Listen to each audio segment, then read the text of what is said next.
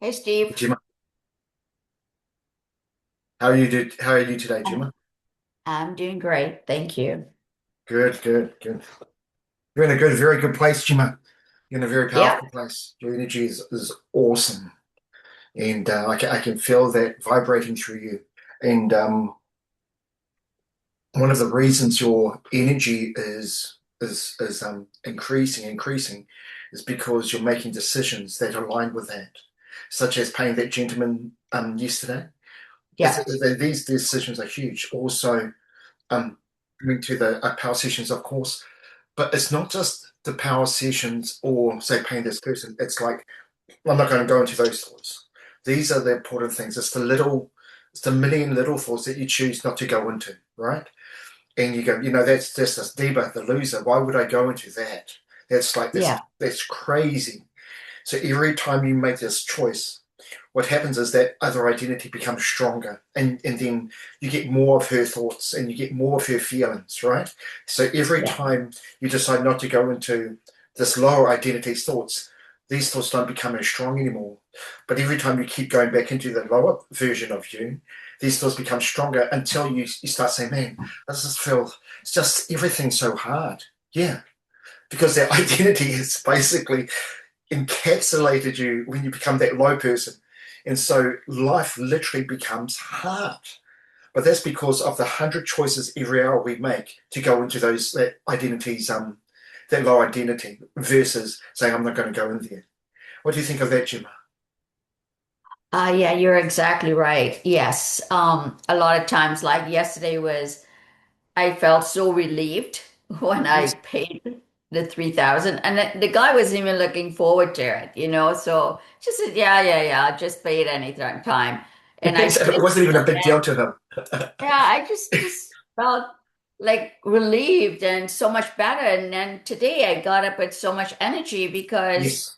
it wasn't bothering me anymore. Yeah. Yeah.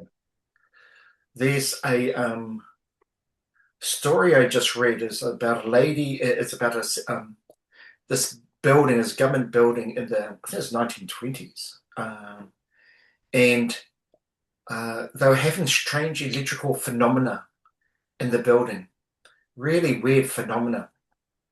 And so that like their phone system was just like being dialed, but no one was making that amount of calls. It's just like hundreds and hundreds of calls. Going, well, that's weird.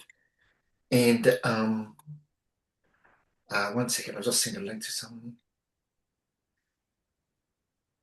And so the power system, there were surges as well, like these weird electrical surges, and so the lights were going dimming on and off. And so the company's like, "What's going on?" So they got people from the power company to come out and check it out. There's nothing wrong. They got people from the phone company to come check it out, like technicians. Everything's working fine. They're like, "That's so weird." So then. Um, they started surveillance and just like who's making all these phone calls, what's causing all these electricity surges, because nothing's apparently wrong with the equipment, and there's nothing there. So then they got these researchers who like look at um, from what's called the Planck Institute, who look at abnormal phenomena, like phenomena that can't be explained. And what they noticed was one thing that all of this phenomena always happened when this one staff member was working. So whenever this one staff member was working, all of this interference happened. And the interesting thing is, um, she was very unhappy with her work. She was very professional, very polite, presented herself well, but the people close to her knew that she really didn't like her work. And so she eventually left that work. And when she left, all of that phenomena stopped. It all stopped. So what's the lesson from that? What do you think the lesson from that is, Dad? Hey, brother, how you doing?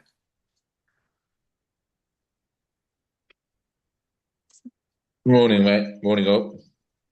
Um, just recap quickly. So the she's working in an office, and there's like an electrical, Yeah, not there's like outage, but surges to the phone system, there's surges to the power system. All this strange phenomena is happening, and yeah, they think it's something problem with the power. They think it's something problem with the phones. They send out technicians. There's no problems. Then these people she'd find worked it. there for a period of time, though. Yeah, Sorry. she'd obviously worked there for a period Yeah, of time, or yeah, years, or yeah, whatever. yeah. She's a full-time employee, And and at what period in time did the electrical start, or the phenomena start?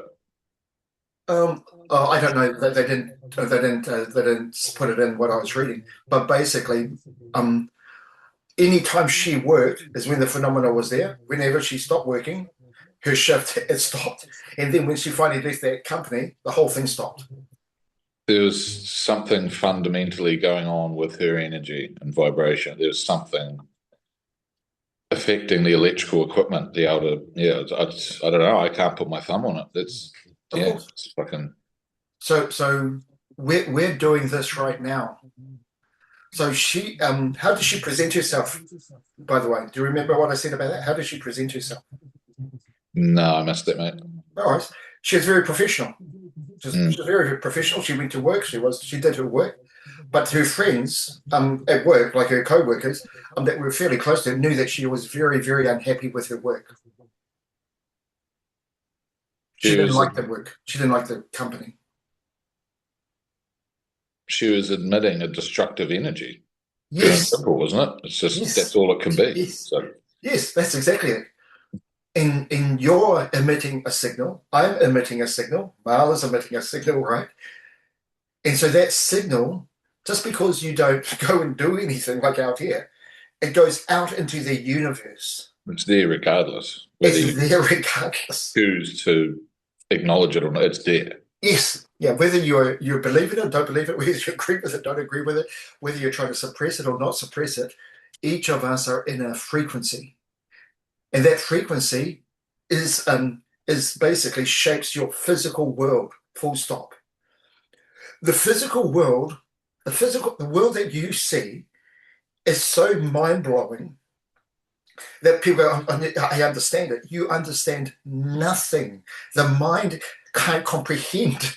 The mind, your mind can't comprehend what is happening. It's so we have these senses to perceive things, right?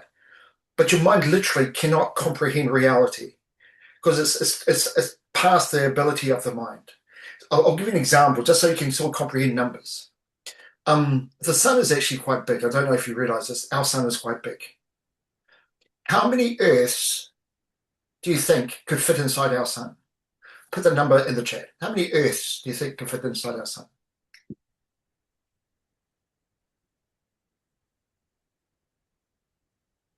22. I don't know. Put down a number. What's up there? Let me measure it. Okay, I think, Earth's pretty big too, right? Yeah, 100. That's your thing, eh, Jim? Okay. 3. Yep. Trillions. Wow. I don't know. And what's your number, Mama? 50. 1.3 million. 1.3 million Earths fit inside our sun. That was fucked. If our Milky Way galaxy, so we've got there's one galaxy we're in, it's called the Milky Way galaxy, right? So now you understand how big the sun is. If the Milky Way galaxy was the size of our Earth, the sun would be the dot on an I on a piece of paper. That's how big the Milky Way galaxy is. So the sun, 1.3 million times the Earth. The Milky Way galaxy, if the Milky Way galaxy represented our Earth, the sun, that is 1.3 million times bigger than the Earth, would be a dot on a piece of paper. Do you get it? So that's like, oh well, that's pretty big. Oh no, it gets better.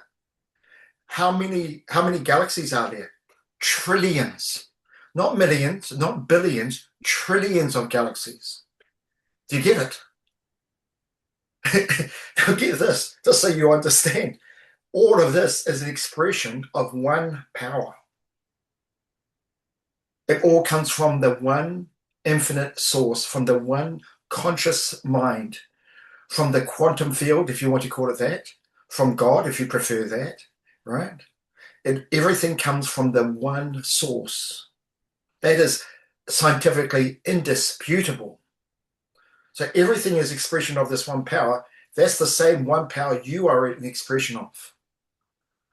We are accessing this power. And there's not two powers. So get this, just so you understand the magnitude of what I'm saying. There's no power to resist the one infinite power. Otherwise, it wouldn't be infinite. It'd be this power and then this power, so there'd be two. There's only one infinite source, one infinite power. This one infinite power then obviously is in all places at all times.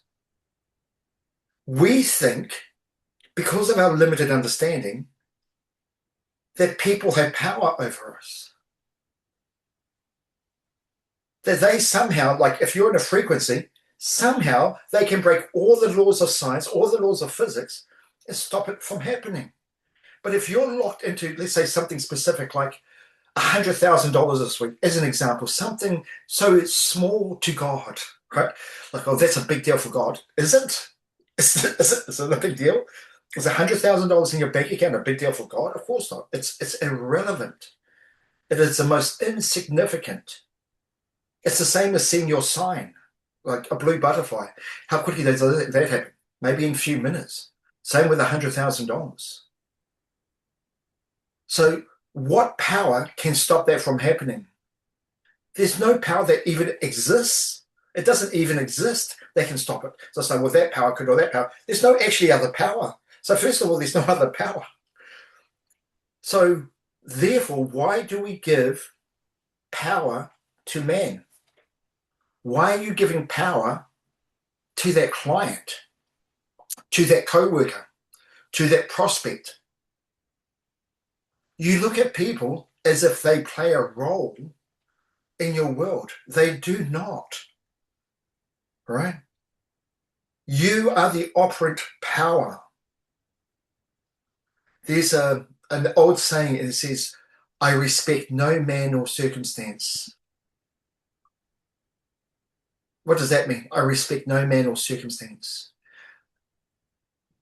What do you think that means? What do you think that means, Jordan?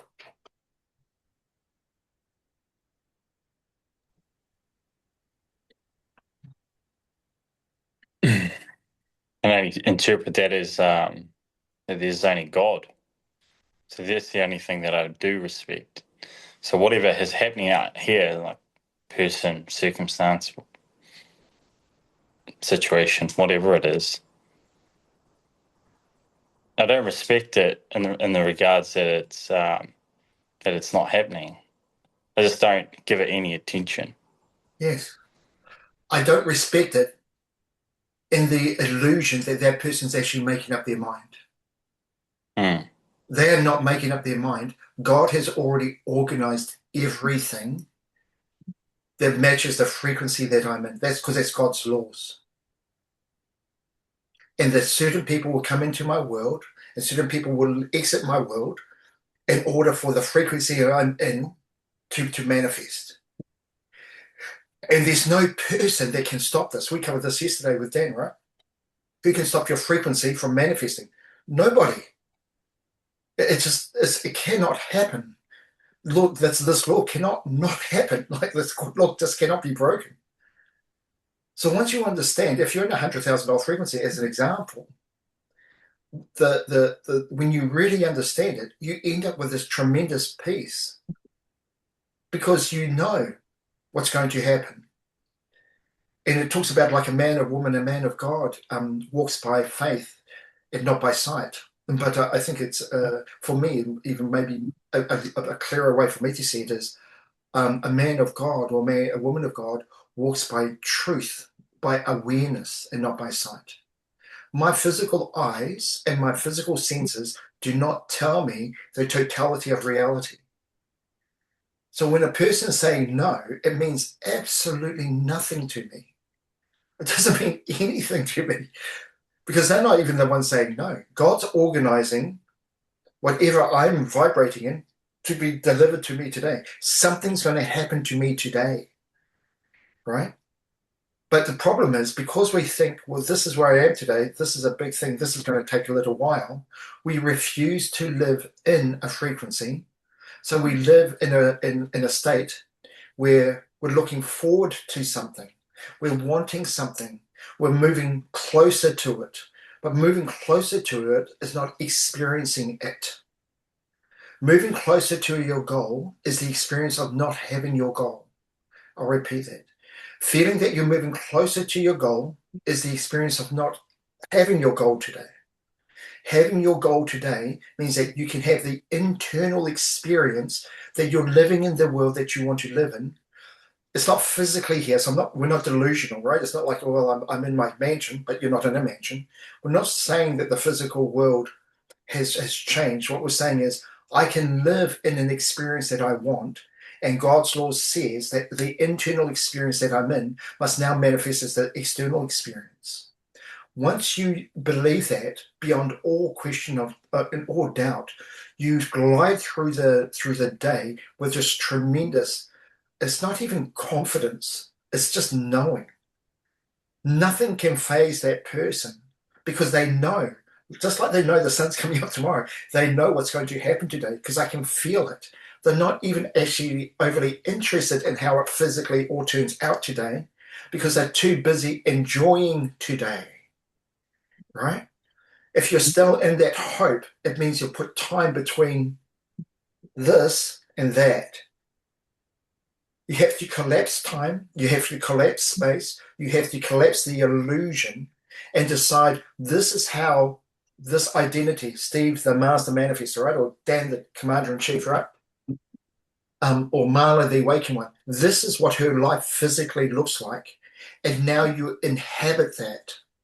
So now, are you sitting in that room in your house of your dreams? Or are you just sitting where the world sees you're physically sitting, right?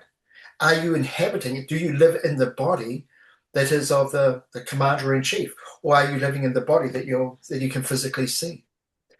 Are you in the relationship of the commander in chief, or are you the relationship that your partner presents? I've immersed, and I live 1000% in the world that I decide to live in. And the physical world just does what it does. And therefore, the physical world cannot touch me because I'm not interested in it. So something that appears to be bad doesn't make me feel bad. I'm freed myself from the attachment to the physical world. Even my interest is just like, yeah, well, it just has to happen. The details, that's for God. The physical world, that's for God. My role is to move as that person. That is my role. And so I have no regard for circumstances, for big, for small, for timelines, for pressure, for people's, like they say they're under a lot of pressure, or whatever. It just is exactly what it is. And so now you move. It's like when I first saw Bob, it was so phenomenal. He came out. He looked like he glided out on stage. It's just like, is he floating? Just like he had this tremendous energy. It was undeniable and unmistakable. And a lot of people know more than Bob, but Bob Proctor, my original mentor, he was actually the real deal. He lived it. He vibrated it. It was so clear. And that's why he was so powerful, not because he had a ton of knowledge. I mean, he did know his stuff, but it wasn't that. It was he who was actually living it. And you could feel it. You could feel it a mile away. And you can feel what you're doing now too. Like that lady, she was in a level of frustration. And so even the electrical world, because of her energy, was affected by it, right? Your world is 1000% shaped by the frequency that you're in right now. What are you getting from all of this, Darcel? Kia ora, my sister. Morena, my brother. Morena, everyone. Morning. I think it's sacred. It's such a sacred way to wake up this morning. I feel the sacred energy Yeah. this morning.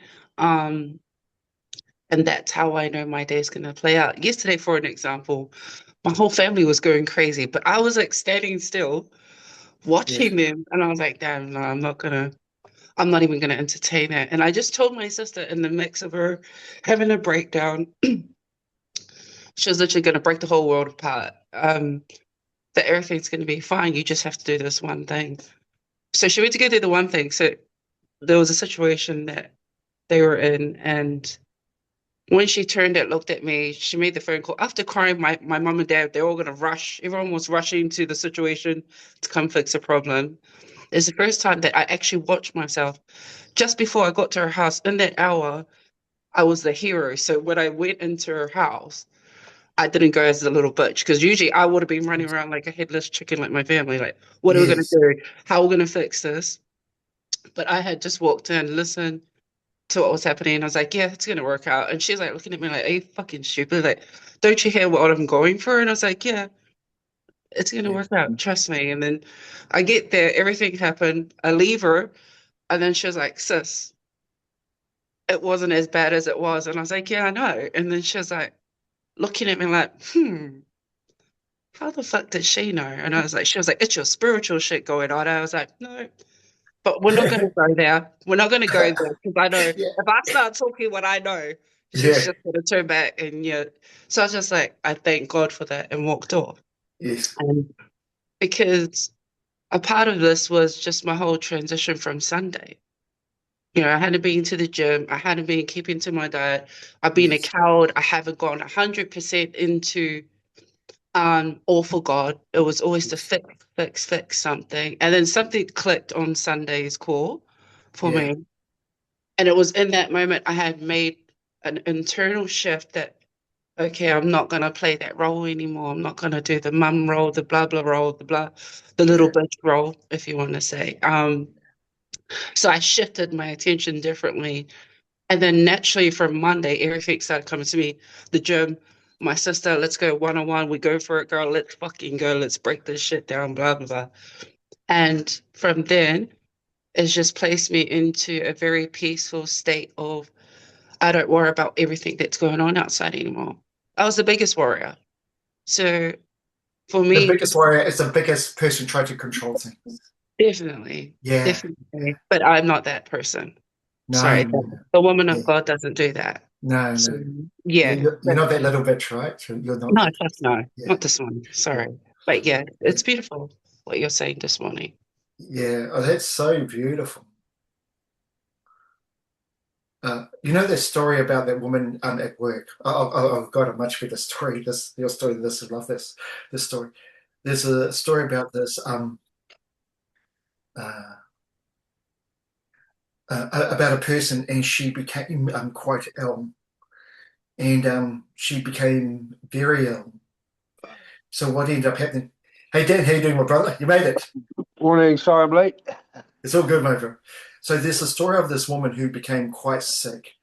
And you know, the story, there's many people have been in this situation, but anyway, she ended up with cancer, and she got to the point where she was organizing, um, arranging for who would look after when she would die, right? This is a situation, this is how bad it got. And so it was getting to the point where it was becoming inevitable. The tumor was growing, the tumor was growing. And then that woman, she surrendered fully to God, and it was a matter of weeks between the previous scan and the next scan. And what happened was when she went back, this tumor had disappeared to the point that the doctor started doubting whether she ever had a tumor, even though she they got the scans and stuff.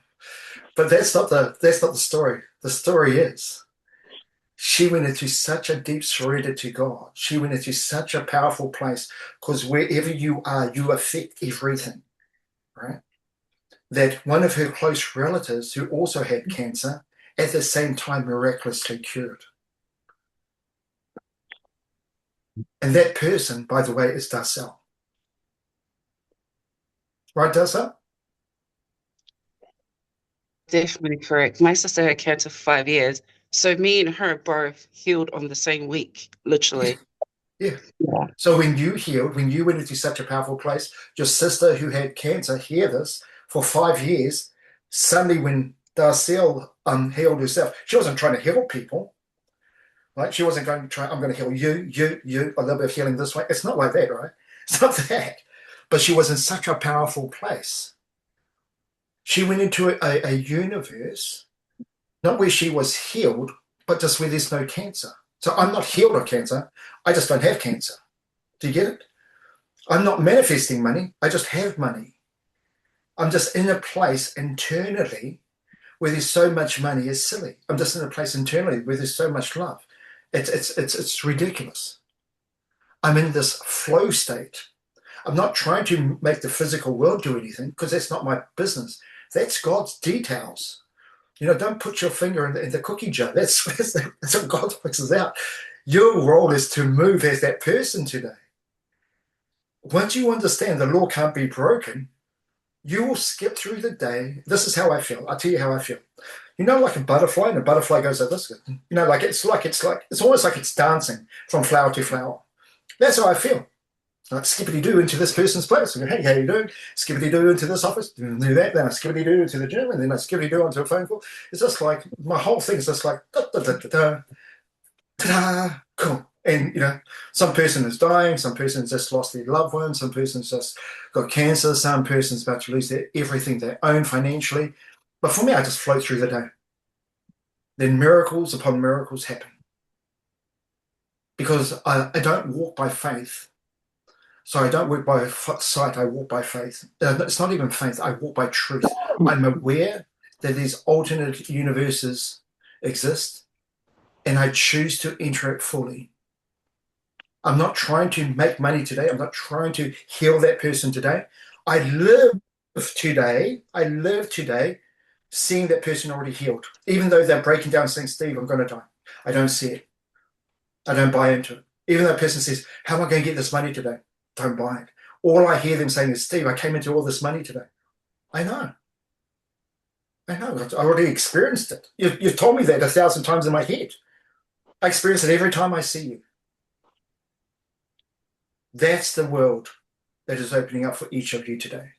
You get to live today either as a direct reflection of whatever your physical world tells you, or I've got money, then you can be a worried little bitch, right? You can. You can just, well, geez, I've got a bill, what am I going to do? You can live in direct response to the physical world, or you can live in direct response to your awareness of how reality actually works. You can live, and it's not a motivational thing, you can live as that greatest version, that person in your heart you are always supposed to be. There's a life you're always supposed to be living, but you're waiting for the things to turn up to be that man. You're waiting for the stuff to turn up to be that woman. What the world says, what God is saying, you need to be that man today. To the world, you will look, this is how you know you're on track. You will look totally ridiculous because how dare you feel so great when you know your situation looks so bad? That's the point. How dare Darcel feel healthy when she's got a 12mm tumor? How dare you feel healthy? You have no right for that. How dare you feel abundant when you've got all these bills? You're an idiot. No. You're awakened. Break free from the illusion. Live in that greatest life today. Refuse to enter anything else. Do not give any man power. Do not give any of your thoughts power that don't align with it. They're just passing thoughts. Let them pass. And immerse yourself, saturate yourself so much in this energy, in these teachings, until it just bubbles out of you.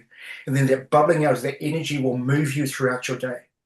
And you watch the miracles that happen. And when you really get it, not only will you start living this miraculous life, wherever you move, miracles will happen for people around you, just because you are there. Have the most miraculous day. Have your most miraculous hour. And what a beautiful 5 minutes that you joined in. This is the right time, right? This is the most important time. Because this is the time you got in. Much love, everyone. Have your beautiful day, and I'll see you guys later tonight and tomorrow. Kia ora. Much love. Everyone, kia ora. See ya.